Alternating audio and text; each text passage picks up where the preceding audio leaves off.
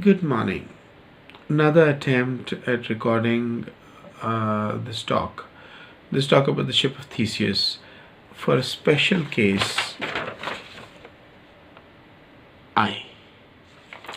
So, what is a real I?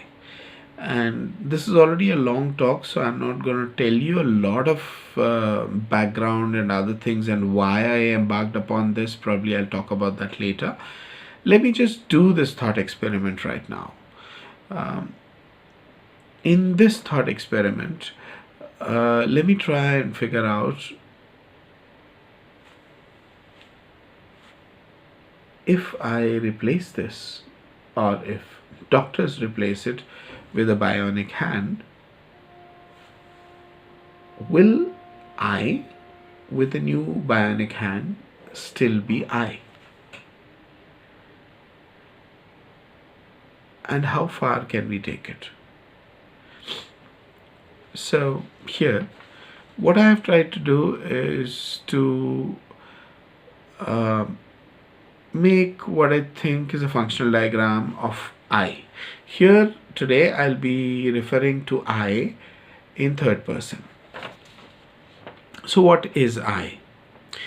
I consists of several boxes, and I'll not read it right now, just read box number 1, number 2, number 3 on this side, and then box number 4, right? I hope you can read it, and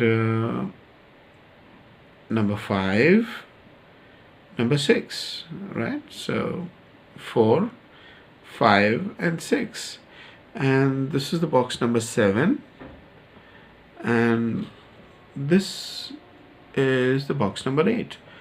This to me is the functional diagram of I. This is the complete diagram, which you can pause and read if you so wish. And now I will talk about this.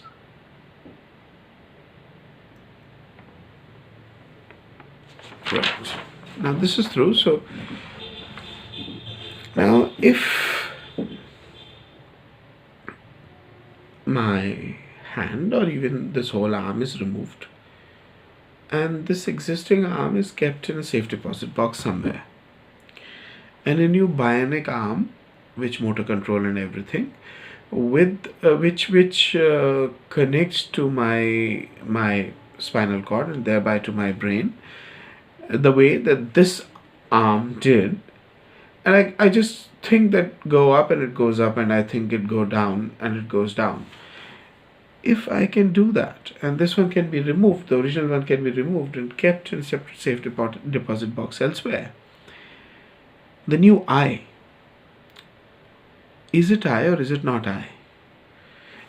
Is this old arm kept in that safe deposit box, is that the real I, or is this the real I, which is the rest of it is what it was, and this is the new bionic arm? I think we know for sure that this whole thing with this bionic arm is the new I. I replace the other arm, ditto, replace the two legs, and so on and so forth. Everything that is under my motor control is changed, is removed, and fresh parts put. Even those things which are not under my motor control, in other words, which are parts of my body, they are removed and kept in that safe deposit box. Things which give me feedback, sense feedback. Number 2, I'm at box number 2 now. That is changed. So my nose is replaced with a bionic nose, which is extremely good, which is maybe 1,000,000 times better than a dog's nose. Forget about a human nose. And similarly, vision, which is 1,000,000 times better than an eagle's vision, so on and so forth. Now my senses feedback is that much more superior. With the new eyesight, with the new ability to smell, I'm still I. Why does this happen so? It, it happens so because if you look back, we did have things in our body which are no more with us.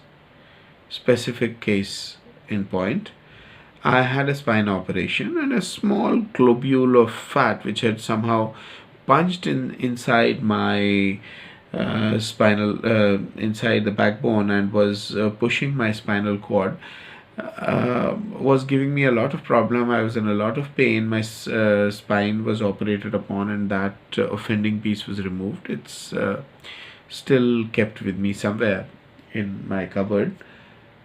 Is that I? Or is this I minus that fat globule? I would say this is the real I. Why? Because I is a mobile system which moves through space and time and carries with it its experiences. So to this I, there is a feeling of continuity. This I feels that the time is passing and it is static. The actual fact is that, but the time is static. And it is the I, the dynamic I, which is walking through this this static time. So there was this I, which was 8 years old. Almost no atoms exist now from that point in time. Everything, I think, has been replaced. Or maybe that there might be a few things, but as far as I know, things, they are sort of cells die and new cells take their place. Definitely, my experiences have changed, my beliefs have changed, everything has changed. My looks have changed. I may not feel so internally, but I'm a different being. So, this particular entity has walked through static time and reached here from, where it was 46 years back, 47 years back, and it has reached this point here and talking to you. So, whatever is replaced becomes the part of the new I. Now, let's look at this diagram once more. So, you have box number 1 cleared, box number 2 cleared, and let's look at the box number 3. In the box number 3, you find that it says my material input output. So, the gajar halwa, a dessert, which I ate like an hour back, not an hour, 2 or 3 hours back. Now that is a part of me, right? It has not gone out yet. So it's a part of me.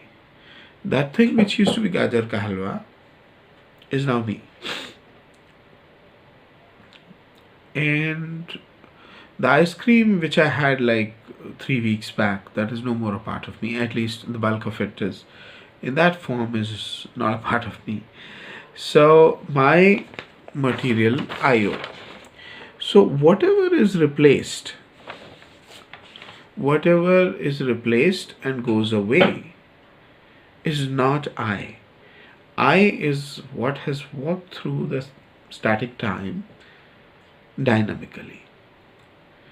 So all these parts, so what has been removed so far from this body of I is everything except the brain. Everything except the brain. And everything has been kept in that safe deposit box somewhere where it is kept alive. It's not dead yet. There is no brain there. The brain is here. So that is obviously not I, even though it has all the parts that this I carried before this operation began. let's say that this whole operation took, I don't know, let's talk about a time when things are very, very advanced. Maybe it took an hour. Right.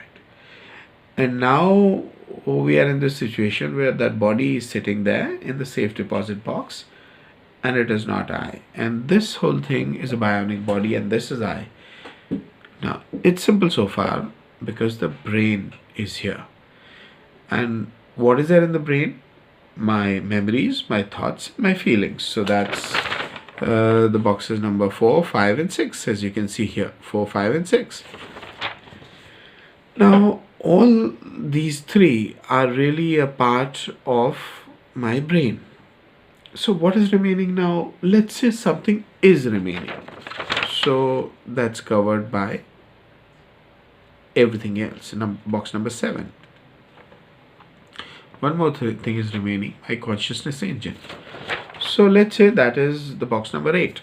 Now what is my consciousness engine, and what are the whatever else is? Now whatever else is, it's very clear that if it is with me, it's a part of my body or my brain. Now where does my consciousness reside? People say that it's a separate soul and blah blah blah. I don't find enough reason to believe in that, because because my consciousness engine, and I'll read from this, is evidently a part of my physical being, that is my brain plus rest of the body. For I do not remember the pre-body experiences, nor have I ever evidenced any being post-death or destruction or the loss of its body. So every evidence tells me that this consciousness is limited to this mobile unit which dynamically passes through time. Most chances are that the consciousness, as well as the memories and thoughts and feelings, they are somehow present in the brain. Now we are pretty sure about the thoughts and feelings and memories, that they are in the brain. That is obvious because, just about 3 days back, my nephew had an accident and he had fracture in his 3 fingers. And he didn't lose any thoughts, any feelings, any memories. Why should he? Why would he? Because he wasn't hurt in the head. He wasn't hurt in the brain. So the only thing, the only place where memories and thoughts and feelings reside, as also consciousness, is the brain. So now what happens to the brain per se? Now that fixed deposit box body has no brain, the brain is here. Now if I really want to make myself immortal, I also need to have a quote-unquote bionic brain. Why do I need that? Because, an organic brain, it will have its own, use by date, expiry date. Additionally, it is not quite as powerful as the brain, which can be made in near future. Once we hit the artificial general intelligence point, it is possible for us to have great brains, much greater than what we have now. Essentially,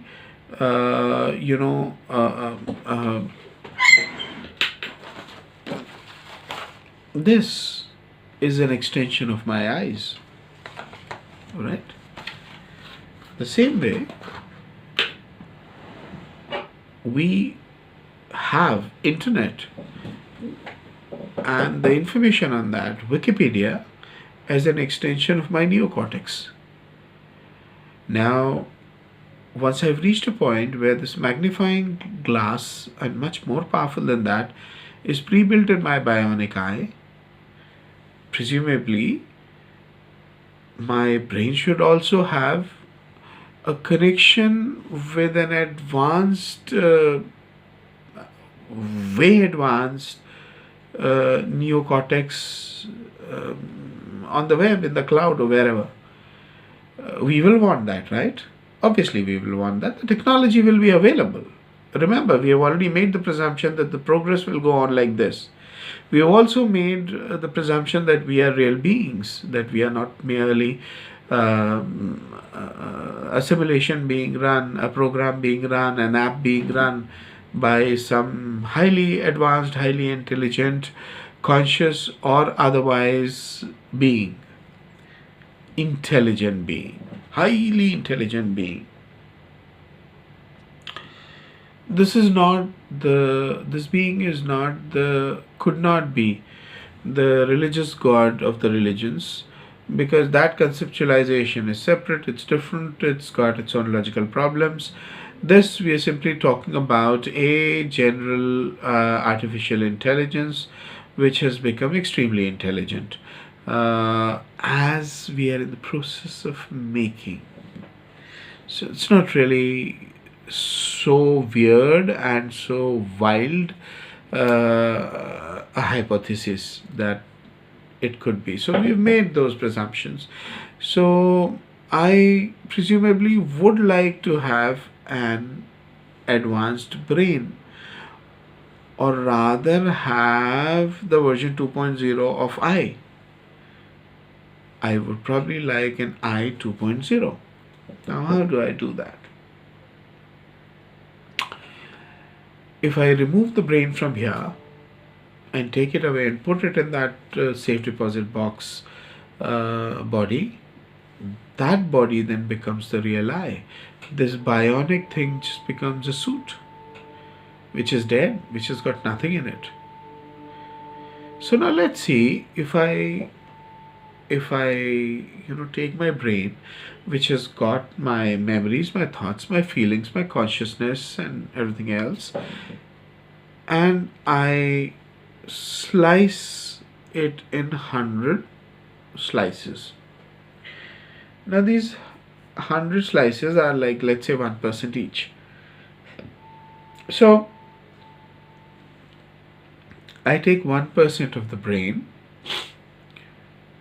pick it up, remove it, put a bionic 1% of the brain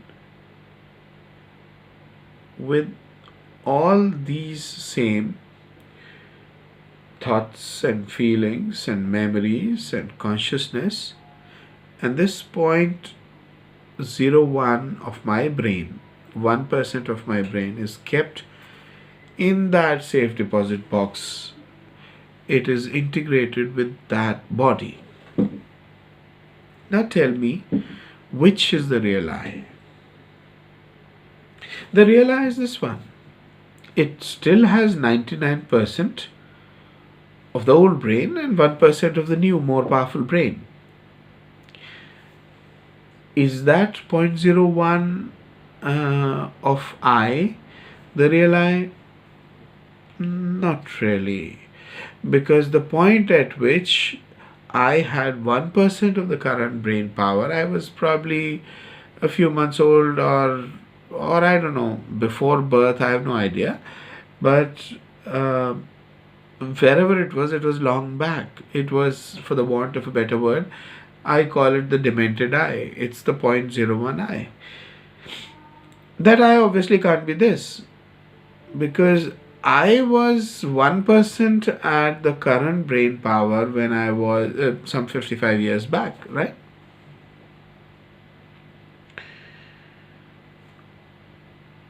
It's not the I which is sitting in front of you and talking to you.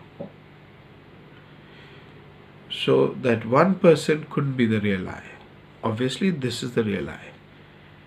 Why? Because we have, just like we have integrated everything else, my motor control parts, my non-motor control parts like my heart and my spinal column and what have you. Now all these things, when they were replaced, I not for a moment doubted that the new me is the real me. Now why would I want to doubt that? Because I have received a 1% new hardware in which the same software exists. Another slice is replaced. Now that is 0.02 of me. The demented me has become a little smart. Let's say if this replacement happens every second, so in 100 seconds, I will have a complete new brain here, completely new hardware here. The consciousness will have, not seamlessly, it is a discrete 1% change at every interval of 1 second, but I would still consider this me as the real me. So now suppose all this old brain has been integrated with that old body, and that has become a functional me. What used to be me just a couple of hours before, right? Not a couple of hours, 1 hour and 100 seconds before. So is that I, or is this I? So this is the real amoeba moment. Now, what happens in an amoeba is that, you have the amoeba, and then it sort of, every science student would know what I mean. It's a single-celled organism which, the cell divides, and you have two individuals. So let's say this is A1. So this is amoeba A, and then the amoeba divides, and this is A1, this is A2. Which one is the real I? Each of them have the same history, the same memory, for the want of a better word, the same consciousness some time back, but now they're separate because this is a separate mobile unit, this is a separate mobile unit. Both the mobile units pass through time, through static time, at different on different paths, and therefore have different experiences, therefore have different senses. This one might be very closely related to this, but this is not this, and this is not this, and both of them are this, right? So the same way, you have the I1, the version 1.0, which is now a safe deposit box, which has those 100 slices which have been stuck together again, and it's a functioning human being there. That's I1, and this is I2, I of the version 2.0, with all the bionic and all the fancy and all the smarter stuff. Remember, now this can be upgraded ad infinitum. Forever we can keep upgrading it, because all these different parts can be upgraded, right? This one, though, cannot be upgraded, the one that is there in the safe deposit box. Of course, you can do the same exercise again, but that will be a different individual that will come out, different two individuals that will come out. So, but let's not get there. Is the I1 the real I, or is the I2 the real I? I think I'm pretty certain that it is the I2 which is the real I. Why so? Because I1 really has come from a point where it was 1%. It was the demented I 100 seconds back, and then in 100 seconds it grew to become a full individual, a full-fledged I. Its experiences are different. This I has never been through that experience of being the demented I, 1% of demented I. Now, I1 has gone through this process of 100-second process of developing from 0.01 I to full I, demented I to full I, and it also remembers all those things which, pre this whole operation I went through. My 8-year-old photograph is that of I2, as well as that of I1. I1 will also say this is mine. I2 will also say this is mine. I1 will also claim that he bought this house, and I2 will also claim that he bought this house. So both of them will have the claims on everything which was there up until this operation started. But when this operation started, this one was created separately. It has gone through a separate set of experiences where it has come from a standpoint of dementedness to becoming a real person. If it was not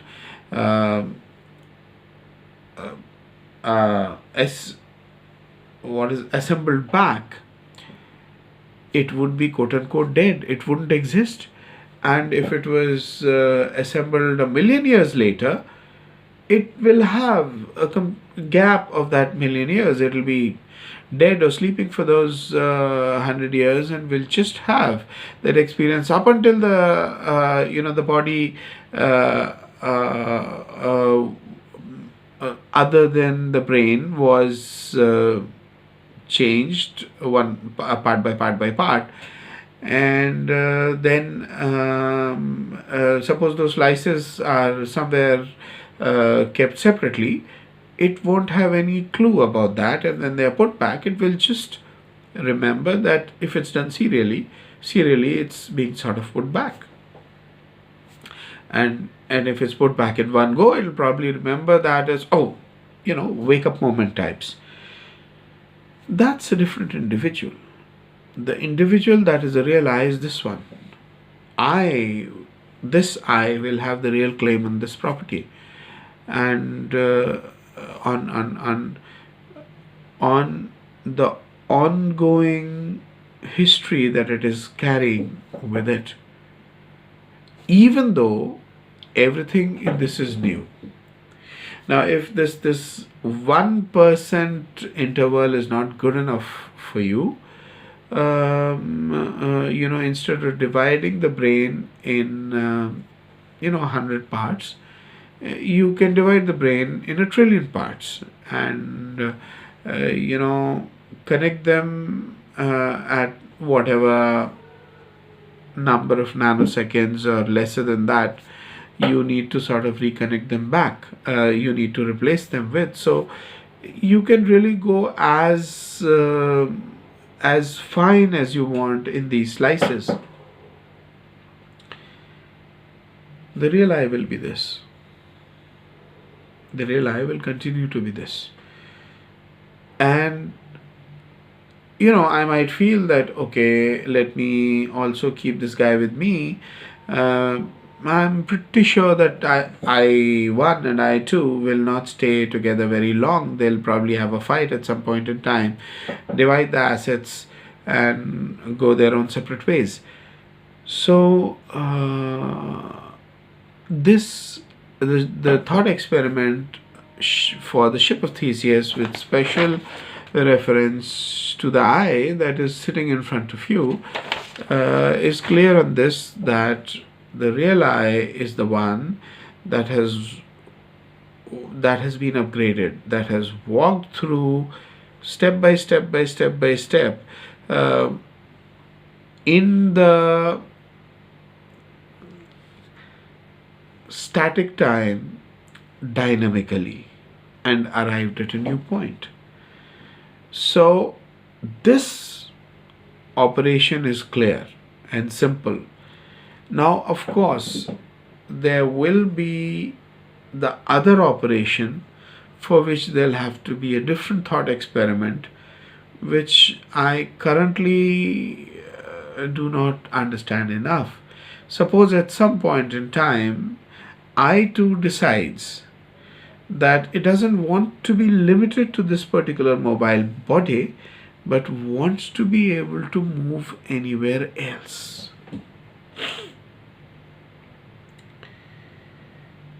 So how will that be possible? The conundrum of, as it were, teleportation, the conundrum of if I upload myself on the net, Will that be I? I don't think so. That will be a copy of I, because the I will still be here. Now, I'm not very sure of that part of it. We'll probably do that thought experiment at some other time. But so far as the hardware replacements and the wetware replacements are concerned, upgradations are concerned, slice by slice by slice or piece by piece by piece, it doesn't have to be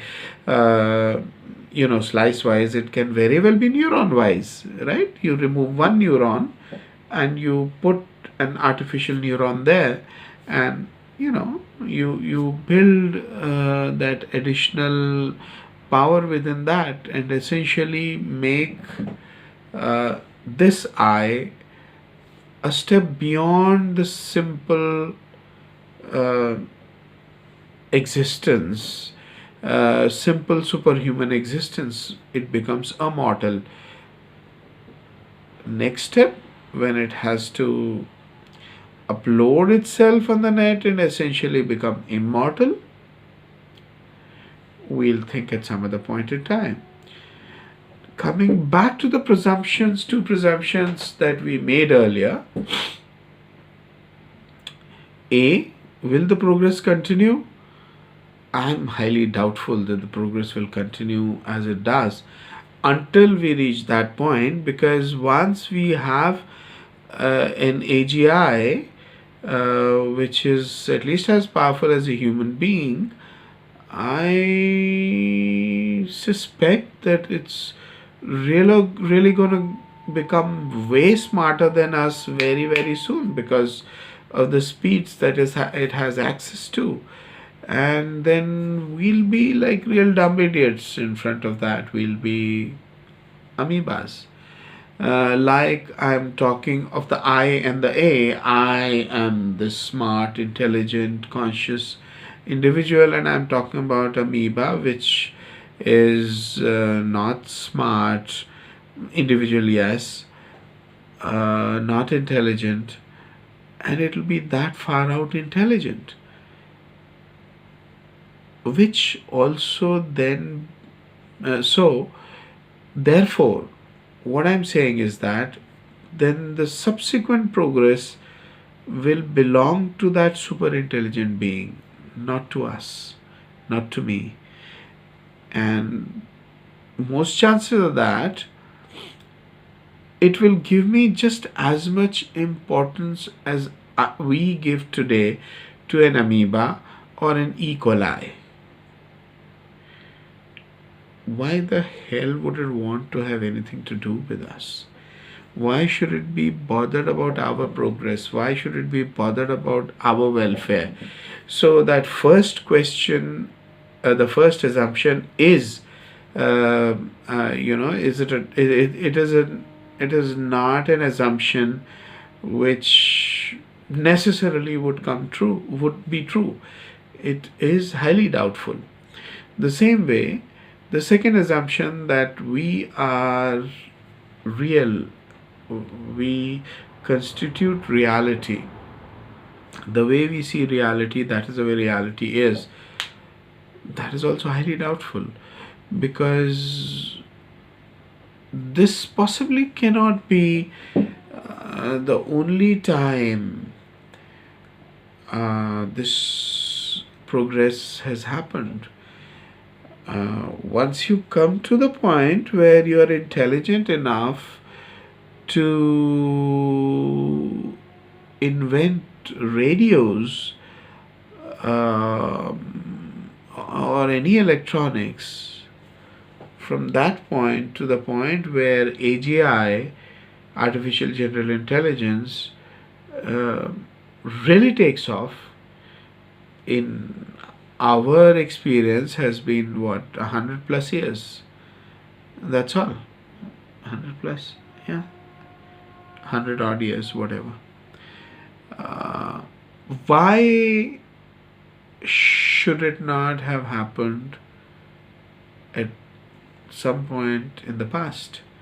Maybe we don't see aliens because there are no aliens. There is only one super duper duper duper intelligence which has subsumed every other intelligence in it, or has destroyed them, finding them irrelevant. And why the hell should it let us know? Maybe it's running us as a simulation, as a video game, as a distraction, because it's now completely bored. Who knows? So that's where we are, having answered one conundrum, that the real I will be the I 2.0, not I 1.0. Now we have to look at someday what happens from I 2.0 to I 3.0. When I 2.0 wants to become one with this artificial intelligence, why would it even want to be one with an amoeba? It's a question we'll try and answer some other day. Thanks, bye bye.